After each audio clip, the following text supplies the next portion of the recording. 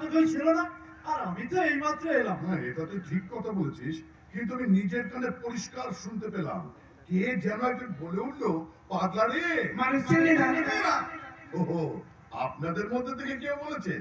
যাক বাবা, নিশ্চিন্ত হলাম। বল কি বলতে এসেছিস, বল। একটা কাজের কথা। ভীষণ সমস্যা ফেলছে। উনি ঘুষ খান না স্যার? হ্যাঁ, কি বলি?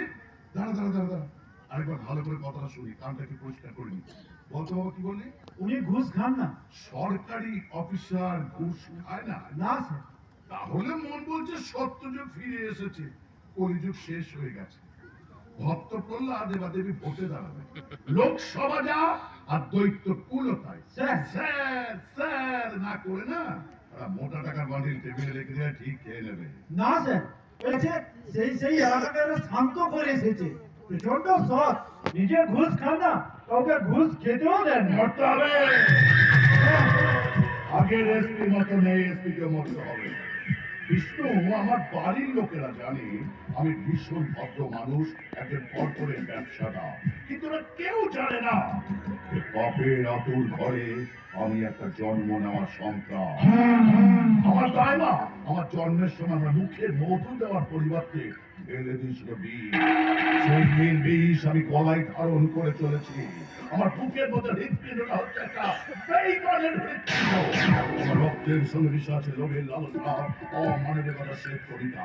এ যুগের ভয়ও আমাকে দেখলে ভয় পায়। আমি কংস চাণক্য করি ককটেল। আমার ডান হাতে খবর বাঁ হাত জানে না, বাঁ হাতে খবর ডান হাত জানে না। কিন্তু জেনে ফেলেছিল এসপি সত্যনারায়ণ চৌধুরী। আমি লোকটাকে জানতে পেরেছিলাম যে এসপি সত্যনারায়ণ চৌধুরী আমাকে জেল খাটানোর জন্য একটা ফাইল রেডি করছে। আমি ওনাকে ফোন করে অনুনয় বিনয় করলাম, আমার কথা শুনলো না। আমি সোজা সন্ধ্যেবেলায় তার বাড়িতে পৌঁছে গেলাম। সেদিন ছিল তার জন্মদিন, তাকে মোটা টাকার অফার দিলাম, নিল না। ওই এসপি সত্যনারায়ণ চৌধুরী ঝিমলির বাবাকে আমি নিজের হাতে খুন করেছি। এই নতুন এসপিকেও আমি নৃশংসভাবে খুন করব।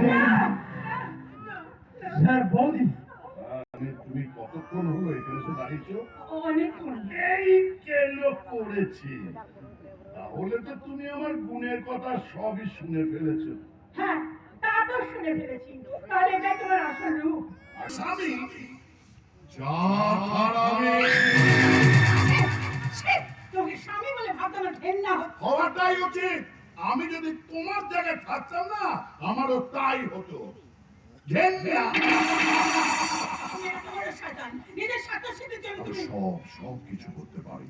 তুমি যদি মুখ খুলেছ, প্রয়োজন পড়লে তোমাকে আমি শেষ করে দেব। স্ত্রী হও, হয়তো একটু হাতটা কাঁপবে, তবুও মুখ